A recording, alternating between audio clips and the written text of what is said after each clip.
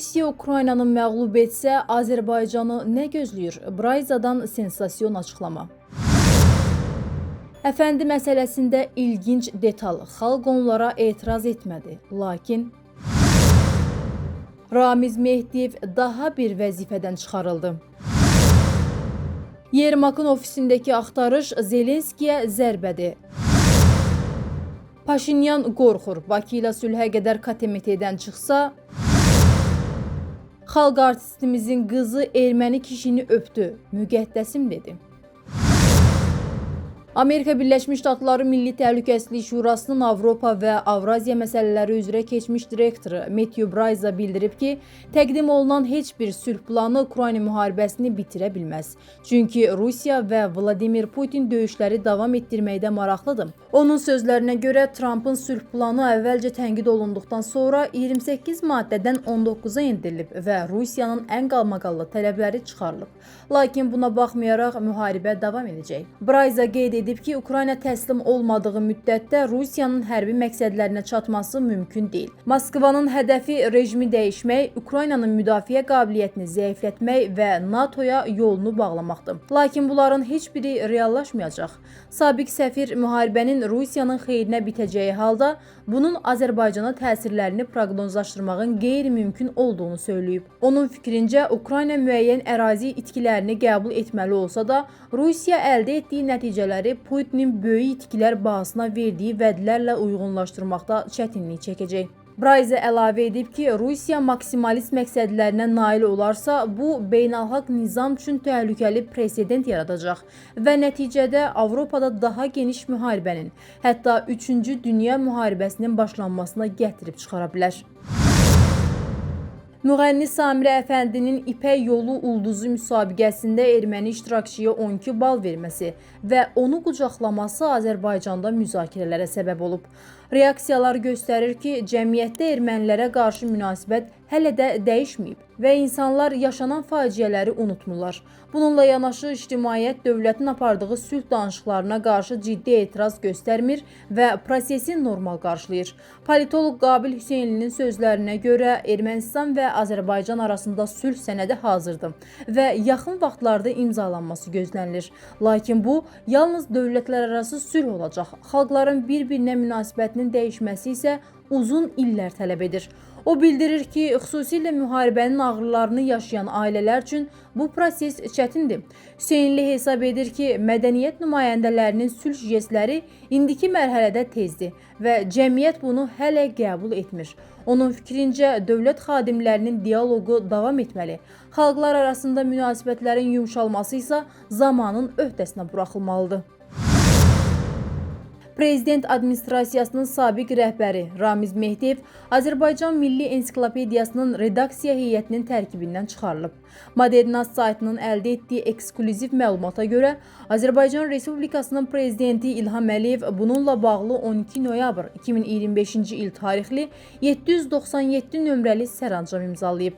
Qeyd edək ki, Ramiz Mehdiyev 2024-cü ilin oktyabrına kimi Azərbaycan Milli Ensiklopediyasının redaksiya heyəti sədrinin birinci müavini postunu tutub. Ötən ilin oktyabrında Azərbaycan Milli Ensiklopediyasının redaksiya heyəti haqqında əsasnamədə dəyişiklik edilib. Həmin dəyişikliyə əsasən redaksiya heyəti sədrinin birinci müavini postu ləğv edilib. Nəticədə Ramiz Mehdiyev Azərbaycan Milli Ensiklopediyası redaksiya heyətinin tərkibində sadəcə adi üzv kimi qalıb. Beləliklə 12 noyabr 2025-ci il tarixli sərəncamla Ramiz Mehdiyev Azərbaycan Milli Ensiklopediyasının redaksiya heyətinin adi üzvlüyündən də çıxarılıb. Xatırladaq ki, Azərbaycan Milli Ensiklopediyası redaksiya heyətinin sonuncu tərkibi dövlət başçısının 1 noyabr 2018-ci il tarixli 636 nömrəli sərəncamı ilə təsdiqlənib. Hazırda Azərbaycan Milli Ensiklopediyası redaksiya heyətinin sədri Prezident İlham Əliyevdir. Redaksiya heyəti sədrinin müavinləri Akif Əlizadə, İbrahim Quliyev və Anar Rızayevdir. Azərbaycan Milli Ensiklopediyasının baş redaktoru isə İsa Həbibbəyli, məsul katibi Tofiq Nağıyevdir. Akademik Ramiz Mehdiyev Cinayət Məcəlləsinin 278.1, 274 və 193.1.3.2 maddələri ilə ittiham olunur. Bir müddət öncə Səbail rayon məhkəməsində Ramiz Mehdiyev barədə cinayət işi üzrə qərar qəbul edilib. Məhkəmə xüsusilə ağır cinayət əməllərinə görə cinayət məsuliyyətinə cəlb edilmiş Ramiz Mehdiyev barədə verilmiş vəsatəti təmin edərək 4 ay müddətinə ev dustaqlığı qəti imkan tədbiri seçib. 87 yaşlı Ramiz Mehdiyev 1995-2019-cu illərdə Azərbaycan Respublikası Prezidentinin administrasiyasının rəhbəri, 2019-2022-ci illərdə Azərbaycan Milli Elmlər Akademiyasının prezidenti olub. O, hazırda Azərbaycan Milli Elmlər Akademiyasının həqiqi üzvüdür. Ukrayna Prezident Ofisinin rəhbəri Andrey Yermakın ofisindəki axtarışlar Kiyevdə əsl sensasiya oldu. Bunu Rusiyalı politoloq Sergey Markov deyib. Axtarış əməliyyatları Ukrayna Milli Antikorrupsiya Bürosu və korrupsiyaya qarşı mübarizə üzrə ixtisaslaşdırılmış prokurorluq tərəfindən aparılır. Onlarsa Amerika Birləşmiş Ştatları Federal Təhlükəsizlik Bürosunun nəzarəti altındadır. Avropa Birliyi əvvəllər gizli şəkildə Ukrayna Milli Antikorrupsiya Bürosundan sülh danışıqları zamanı Zelenskini hədəf almamağı tələb etmişdi. Amma görünür, Amerika Birləşmiş Ştatları Federal Təhlükəsizlik Bürosu Ukrayna Milli Antikorrupsiya Bürosu üçün Avropa Birliyindən daha vacib olub. Yermakla bağlı axtarışlar Zelenskiyə güclü zərbədir. Onun rəqibləri Zelenskidən hakimiyyətdən tam imtina etməsini, banderaçılar və qərbiyönlü Soros partiyaları, yəni qrant yeyənlərin daxil olduğu milli birlik hökuməti yaratmasını tələb edirlər.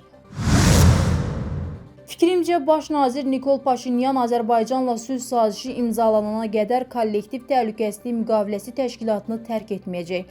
Əks halda Kreml parlament seçkisi öncəsi Paşinyana və onun partiyasına əlavə problemlər yaradacaq. Bu sözləri politoloq Elxan Şahinoğlu qeyd edib.